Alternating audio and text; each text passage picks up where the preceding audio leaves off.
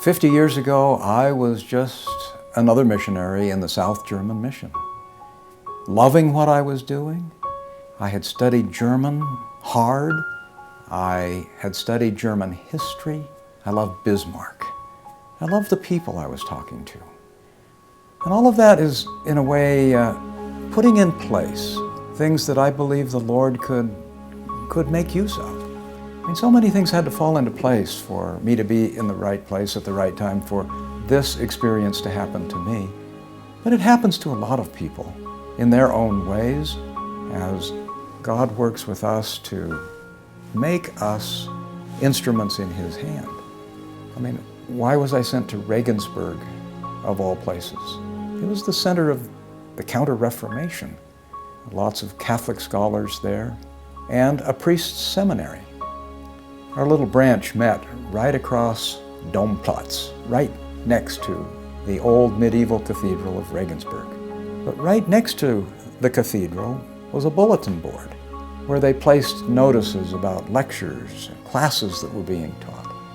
I just happened, of course, to look at that particular posting to see what was coming up for the summertime. And there I found a class that was going to be taught every Friday in the priest's seminary, which was only about 2 blocks down the street from where we lived. This class was on the New Testament. Well, it just happened that Friday was our diversion day, as we called it, the time when we could do whatever we wanted with the morning. And in fact, we were encouraged to be involved in cultural activities, to go to museums. So I felt comfortable going with my companion and just walking into that class. We didn't wear name tags in those days, and so the professor didn't know who we were. I don't know what he thought. Maybe he didn't even notice us. But I noticed him. And, it just happened that he had just read a book by Paul Gechter, a Jesuit priest, a professor at the University of Innsbruck, about the literary art in the Gospel of Matthew. And he was excited to tell us how he saw the presence of what Gechter called Hebraic forms in the Gospel of Matthew as strong evidence of the authenticity of Matthew as having been written originally in a Hebrew form. Well, I was really curious about that. I was intrigued, for one thing, I'd never heard of the word chiasmus before.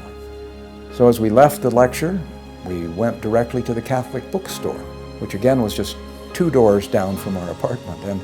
And what are the chances that they would have had that little monograph right there on their shelf? I think I bought the only one they had.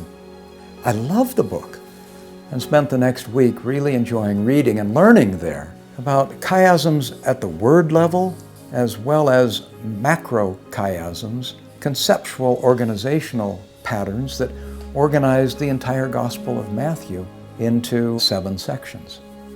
Well, that was satisfying enough to me. I was excited and I was ready to kind of leave it at that. But the turning point, and it was a life-changing event in my life that occurred quite unexpectedly, early in the morning, August 16th, 1967, when I was awakened by arresting words. And the words were, if it is evidence of Hebrew style in the Bible, it must be evidence of Hebrew style in the Book of Mormon. I was wide awake.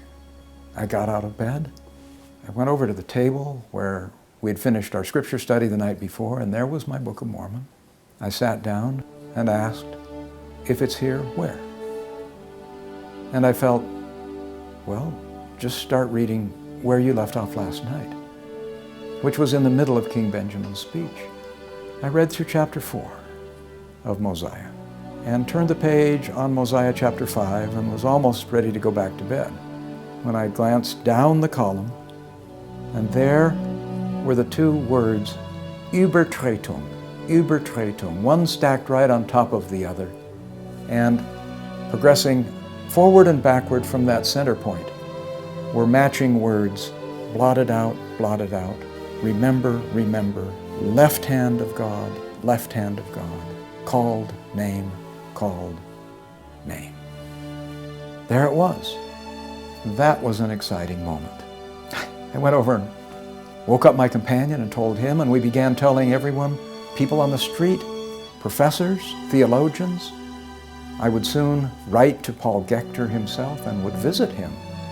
And before I flew home, I traveled with my younger brother and sister for a couple weeks. But on that trip, we stopped in Innsbruck, where I was able to see Paul Gector. I remember that conversation that I had with Paul Gector quite clearly.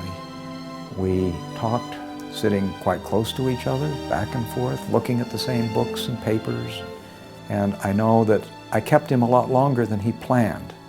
But he turned to me, and in a very fatherly way, and he was in his 80s at that point, looked at me and sincerely thanked me for coming to talk to him and said, "You are a lucky young man. You have found a life's work," and encouraged me to go forward with it and to see where it would lead. Looking back from this point to 50 years ago and how little we knew about chiasmus and lots of other things at that time, only makes me wonder what lies ahead for all of us 50 years hence. We now know so much more about biblical texts, manuscripts, language, history, culture, theology, doctrine, and the value of the plain and precious things that are in the Scriptures for us to know and appreciate. What will we know if we continue on this path and the Lord is invited into our lives? We are promised in the Book of Mormon that mysteries will be opened unto us, but only according to our heed and diligence. And chiasmus, for me, is not just a mechanical, statistical kind of thing. But with chiasmus, things that were not in focus click into focus. Things that were chaotic become organized. And chiasmus, in a way, is not just the structural organizing of biblical thought. When you think of the words of Jesus himself, so often a chiastic inversion was the lifeblood of what he wanted us to realize, that if we want to find our life, we must lose it. And those who will lose their life for my sake shall find it. Now, there's something about the reversal, the turning about. It has a lot to do with conversion, being turned. You have to be turned on a center point of some kind. So often it is the Lord, Jehovah, Jesus. They are the center point, not only in a literary sense, but in a structural sense, almost saying to us, don't miss this one. Did you get it? Did you really get it? This video was made possible because of donations made by many individuals. If you would like to help these videos continue, please consider donating by clicking here or by visiting bookofmormoncentral.org.